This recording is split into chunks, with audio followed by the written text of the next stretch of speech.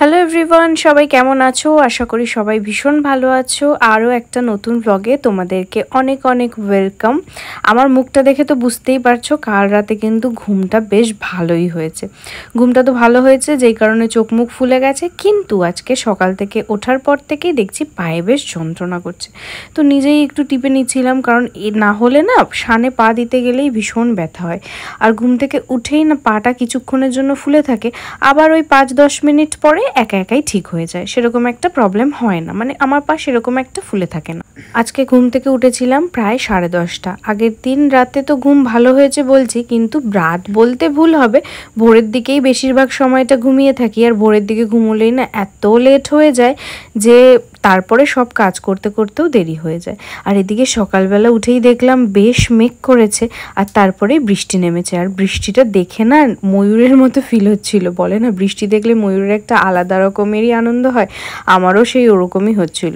কাল রাতে যেহেতু ডিহাইড্রেট লাগছিল ভীষণ, তাই সকালবেলা উঠেই না আগে ডাবের জলটা খেয়ে নিচ্ছিলাম, কারণ ডাবের জলটা খাওয়ার পরে হাইড্রেট হয়ে যাব আর সেরকম একটা প্রবলেম হবে না। আমার তো এর মধ্যে আবার টয়লেট ইনফেকশনও হয়ে গেছিলো, তাই জন্য ডক্টর বলেছে বেশি বেশি হাইড্রেট থাকতে হবে। যদিও বা ওষুধ আমাকে 3 দিন দিয়েছে, দেওয়ার পরে ওটা করেই ঠিকঠাক হয়ে গেছে, সেরকম একটা প্রবলেম আর হয়নি। তো যাই হোক, ডাবের জলটা এখানে খেয়ে নিচ্ছি। আর আজকে আমাদের এখানে ভোট ছিল, ও কিন্তু সকাল থেকে উঠেই ওর ভোটার কার্ডটা খুঁজছিল, সেটাই খুঁজে পাচ্ছিল না। আর এই এত রোদের মধ্যে আজকে মেঘ দেখে কী যে ভালো লাগছিল, আর বাইরে না বেশ সুন্দর হাওয়াও বইছিল। তো এখানে আমি বসে বসে একটু উপভোগ করছিলাম। তারপর ও বেরিয়ে গেল বৃষ্টিটা কমার পর দুধ আনার জন্য, আর ওই একটু পরোটাও নিয়ে আসবে যাতে ও আজকে সকালে খেয়ে নিতে পারে। বাইরে তখনও বেশ সুন্দর হাওয়াই বইছিল।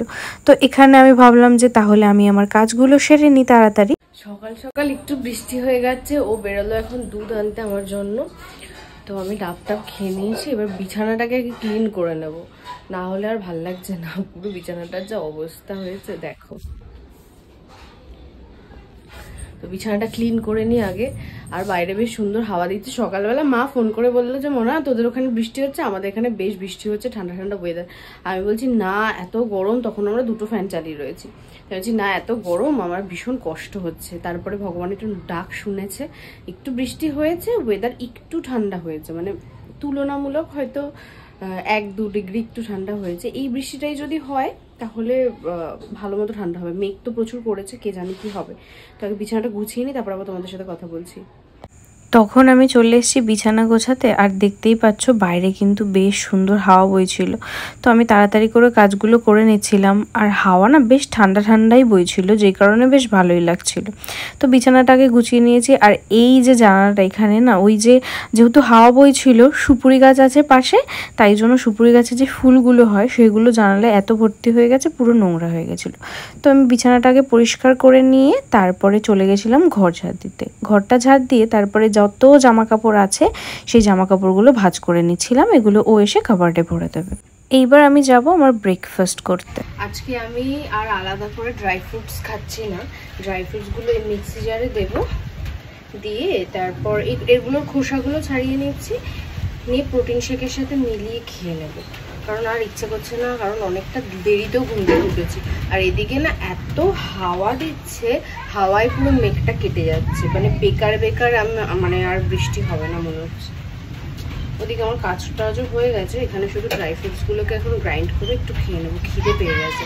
সকাল থেকে সেরকম কিছুই খাওয়া হয়নি আজকে।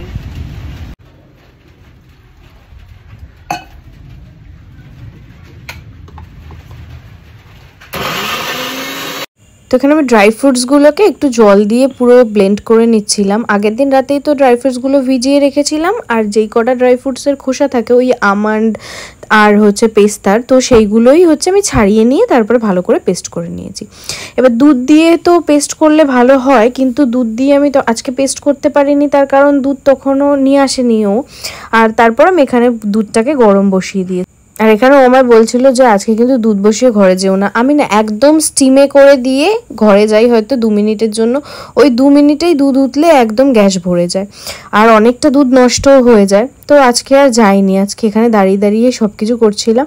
আর ও যেহেতু পরোটা নিয়ে এসেছিল, নিচ থেকে থালা বের করেছিল পরোটা খাওয়ার জন্য। এবার যতক্ষণ না দুধটা ঠান্ডা হচ্ছে ততক্ষণ তো আমি খেতে পারবো না, এখানে আমার খিদেও পেয়ে গেছিলো। আর না ওই যে পরোটাটা এনেছে তার তরকারিটার বেশ স্মেলটা ভালোই বেরিয়েছিল, তাই আমি বললাম যে তোমার থেকে আমাকে একটু দাও, আমি একটু খাই। তো এখানে খেয়ে নিয়েছি। আর আমার কিন্তু এই যে দুধও রেডি হয়ে গেছে। এর মধ্যে আমি দিয়েছি 3 চামচ মতো ওই যেই প্রোটিন শেকটা খাই সেটা, আর কিছুটা দুধ আর ড্রাই ফ্রুট। এটা একটু গাঢ় হয়, খেতে একটু কষ্ট হয়। একটু গুড় দিয়েছি মিষ্টি মিষ্টি হওয়ার জন্য। আমাদের ঘরে ঢুকে যায়। আমি একটুখানি ছিড়বো একটা এখন।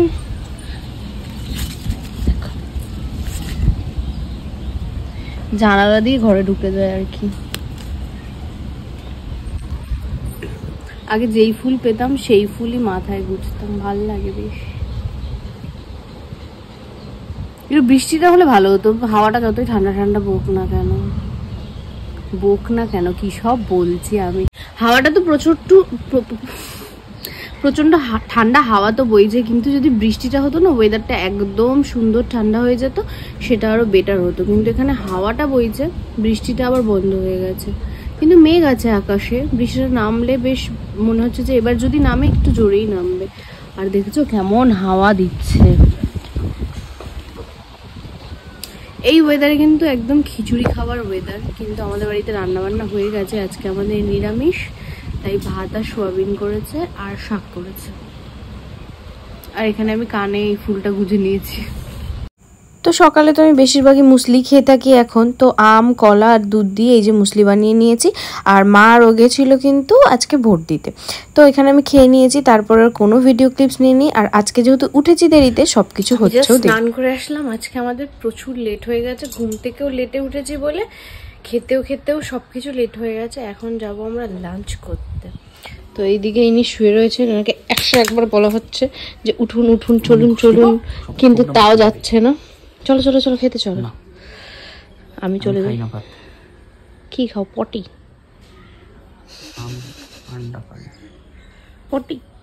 আচার খাই। চলো। আজকে তো সোমবার কিন্তু আমাদের বাড়িতে ভেজ হয়, তো এই জন্যই আজকে মা রান্না করেছিল পটল আলু আর সোয়াবিন দিয়ে একটা তরকারি, আর তার সাথে লাল শাক। আর এখানে লাল শাকটা মেখেছি, দেখো কোনো লালের বংশ নেই। তাই আমি তোমাদেরকে বলছিলাম যে লাল শাকে কোনো লালের বংশ নেই। জানো তো আগে না আমাকে কেউ উচ্ছে আর শাক এই দুটো জিনিস খাওয়াতে পারতো না, মানে আমি একদমই পছন্দ করতাম না। আর এই প্রেগনেন্সিতে আমাকে ওইগুলোই সব থেকে বেশি খেতে হয়েছে।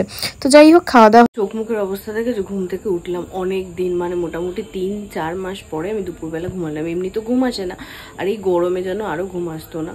আজকে একটু ঠান্ডা পেয়ে আরামে ঘুম দিয়েছি। আর আমার যেহেতু কাল ইউএসজি আছে, আজকে ও যাচ্ছে বুকিং করতে, সেইগুলোর জন্য এখন সব কিছু রেডি করবে। আর আমি এখন তোমাদের জন্য ভিডিও এডিট করব, তো ভিডিও এডিট করে নিই, তারপর আবার তোমাদের সাথে কথা। যেমনটা বললাম কাল ইউএসজি রয়েছে, তাই জন্য ও আজকে যাবে বুকিং করতে, আগের দিনই বুকিং করে আসতে হয়। তো এখানে তাই জন্য ও আমার সব কিছু রেডি করে দিচ্ছিল যাতে কালকে আমি চলে যেতে পারি আর কোনো অসুবিধা না হয়, কারণ ও আমার সব কিছু প্রেসক্রিপশন গুছিয়ে রাখে। আর আসার সময় ওকে বলেছিলাম আইসক্রিম নিয়ে আসতে, সেটাই ও এখানে নিয়ে এসেছিল। প্রথমত বলি, আপনারা এইটা ভেবে ভুল করবেন না আমার বর আমায় না দিয়ে খায় না। হ্যাঁ, মেন কথা চকলেট খেতে পারে না, চকলেটের গন্ধে নাকি তার অসুবিধে হয়, এর জন্য ওইটুকুনি খেয়ে নিলে তারপর তো খেতে পারবে। আর এই আইসক্রিমটার উপরে তো চকলেট থাকে, তাই জন্য।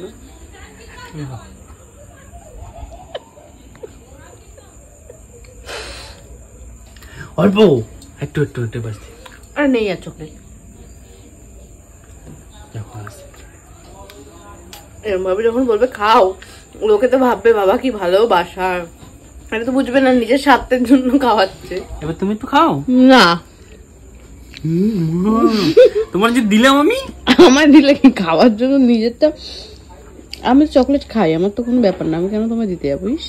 ম্যাঙ্গো দাও না, তুমি ভেবেছি গো। আইসক্রিম খেয়ে চলে গেছিলাম সবজি কাটার জন্য। রাত্রিবেলা হবে রুটি আর তার সাথে আলু ভাজা আর আলুর তরকারি। আমি আলুর তরকারিটা খাবো, কারণ শুকনো শুকনো আমি আবার রুটি খেতে পারি না, মানে রুটিও শুকনো আবার সবজিটাও শুকনো, সেটা খেতে পারি না। তাই জন্য আমার জন্য আমি বানাচ্ছিলাম একটু আলুর তরকারি। আমার জন্য কি মানে সবাই একটু একটু খাবে, আর বেশিরভাগ মা আর ও হচ্ছে আলু ভাজাটা দিয়েই খাবে। তো এখানে আমার রান্না বান্না হয়ে গেছে, আর মা হচ্ছে রুটি বানাবে। এই যে আমার আলুর তরকারি রেডি, কারণ রুটি একদমই আমি বানাতে পারি না, মাই রুটি বানায়। তো মা রুটি বানিয়ে নিয়েছে, তারপরে আমি চলে এলাম ডিনার করতে। আজকে ছিল রুটি, আর আমি আলু ভাজা খাইনি। তো আজকের ব্লগটা এইটুকুই, দেখা হচ্ছে নেক্সট একটা ব্লগে। তোমরা ভালো থেকো, সুস্থ